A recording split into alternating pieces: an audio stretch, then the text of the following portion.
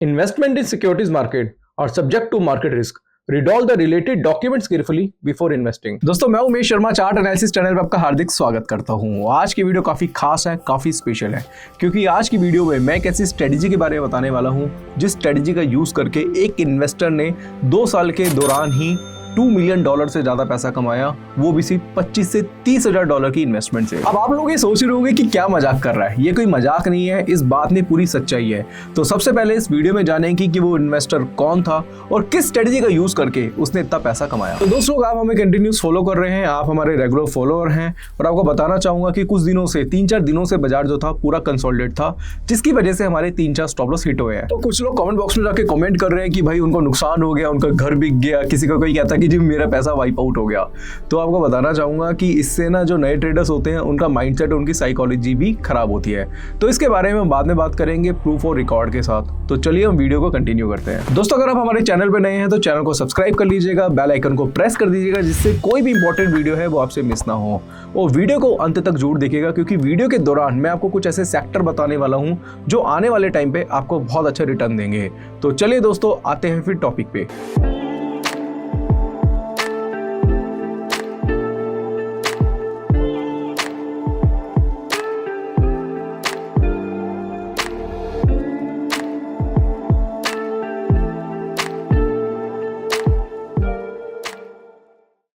दोस्तों आज की वीडियो में जिस महान इन्वेस्टर के बारे में बात करने वाले हैं, उन्होंने 1957 से 1959 में $25,000 से $2 मिलियन से ज्यादा पैसा बनाया। और दोस्तों इनका नाम है निकोलस डार्बस। लोग इन्हें डांसर के रूप में जानते हैं। वो कहते हैं, लोग बात भी करते हैं कि भाई डांसर ने स्टॉक मार्केट में इतना पैसा कमाया। बट आपको बताना चाहूंगा निकोलस डार्बस सिर्फ डांसर ही नहीं थे, वो एक इकोनॉमिस्ट थे। उन्होंने इकोनॉमिक्स की ट्रेनिंग यूनिवर्सिटी ऑफ बुदापेस्ट से ली थी। 1952 में निकोलस डार्बस जब लैटिन क्वार्टर खेल रहे थे in the city of Manhattan, जो कि न्यूयॉर्क में है, यूएसए टेफ स्मिथ ब्रदर जो कि टोरंटो क्लब के ऑनर थे, उन्होंने उन्हें एक डांस परफॉर्मेंस के लिए एक ऑफर दिया। बट डांस परफॉर्मेंस के बदले उनको पैसे नहीं, brilliant company a Canadian mining firm में उनको शेयर मिलेगा, ये ऑफर दिया। अब ये सुनकर आपको अजीब लग रहा होगा कि भाई डांस परफॉर्मेंस के बदले शेयर कौन देता है, और ऐसे ही निकोलस डार्बस को भी लगा।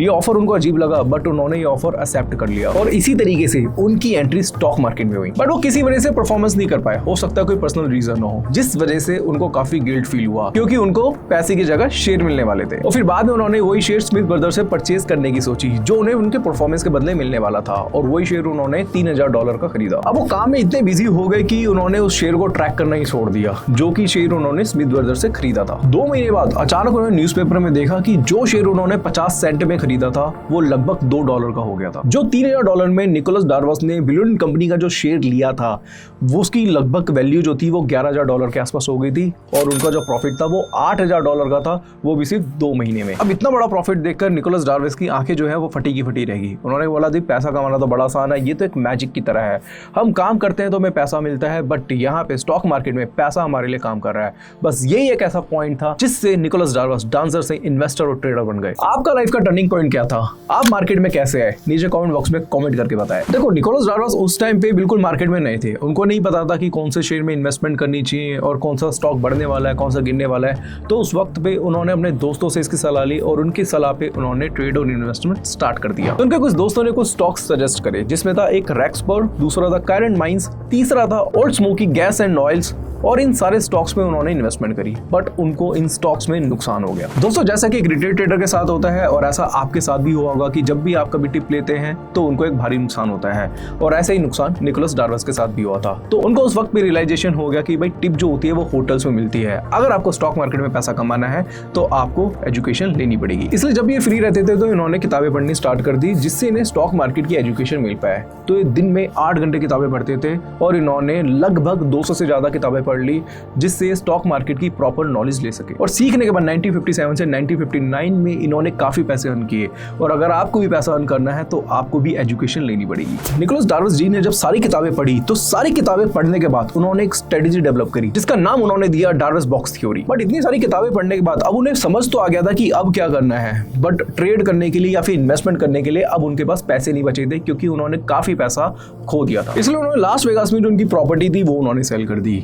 इसके साथ साथ लैटिन क्वार्टर जहाँ पे वो काम करते थे वहाँ से उन्होंने एडवांस में सैलरी ले ली और जो भी डांस परफॉर्मेंस से जो उनके पैसे मिले थे उन पैसों से उन्होंने एम वुड वर्किंग नाम की कंपनी के शेयर खरीदे जिनसे उन्हें काफी मुनाफा हुआ और इसी स्ट्रेटेजी से वो एक सफल ट्रेडर और एक इन्वेस्टर बने। तो दोस्तों अभी हमने वीडियो के दौरान जाना कि निकोलस डार्बस कौन थे, वो किस तरीके से काम करते थे और साथ साथ दोस्तों अब इनकी जो स्ट्रेटजी है वो मैं आपको बताने वाला हूँ। और यकीन मानिए दोस्तों जिनको टेक्निकल एनालिसिस नहीं आता वो भी स्ट्रेटजी को बहुत ही अच्छी तरीके से समझ सकते हैं। दोस्तों इस स्ट्रेटजी का नाम है डार्बस बॉक्स स्ट्रेटजी।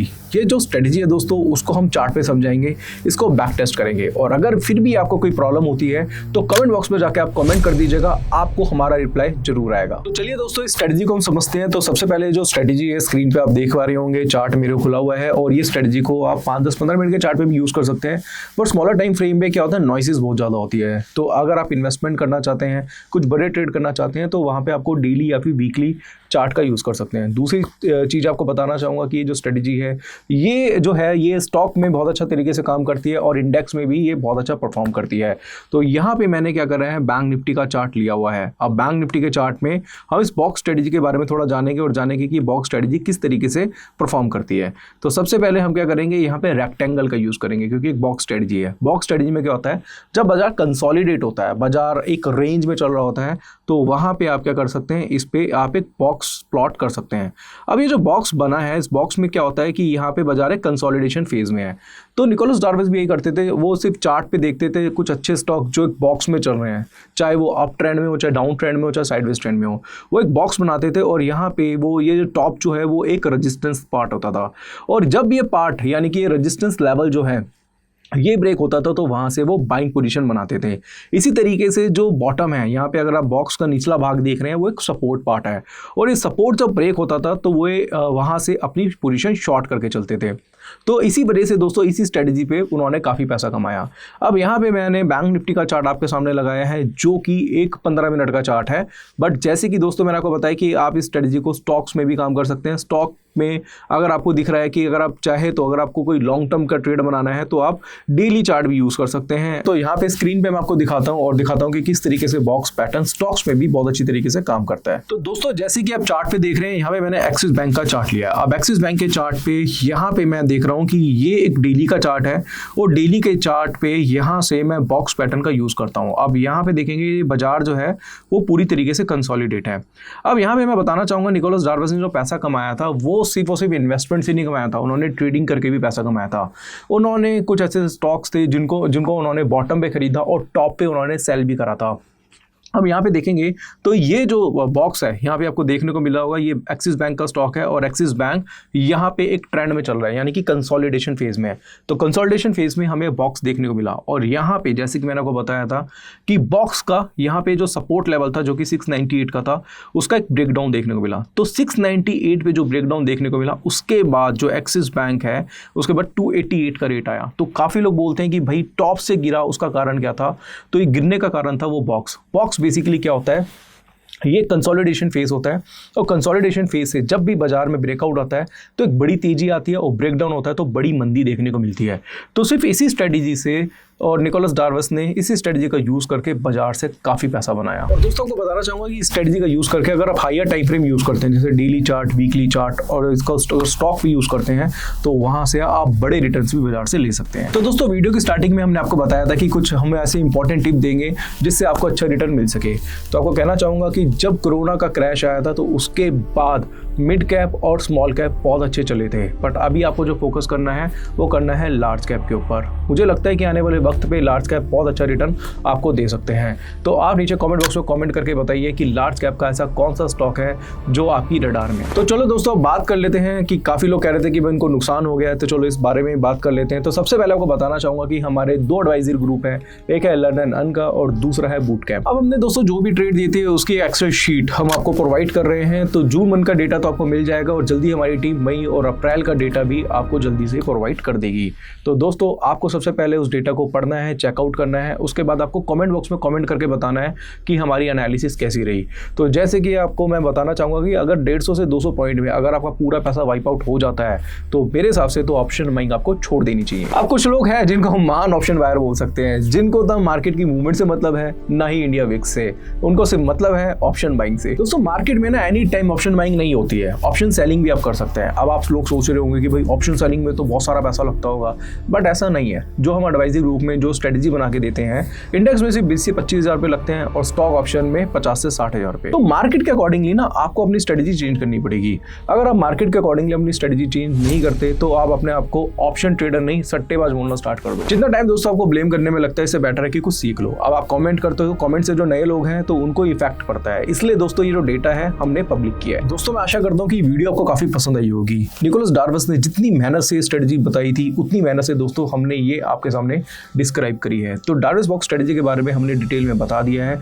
फिर भी अगर आपको कोई डाउट है, कोई क्वेरी है, तो नीचे कमेंट बॉक्स में कमेंट करके जरूर बताएं। दोस्तों मैं आशा करता हूँ कि आज की वीडियो आपको काफी पसंद आई होगी। आज की वीडियो में हमने बताया कि निकोलस डार्बस कौन थे और निकोलस डार्बस ने जिस मेहनत से जो स्ट्रेटजी बताई थी, उसी मेहनत से दोस्तों हमने ये जो स्ट्रेटजी है आपको डिस्क्राइब करी है।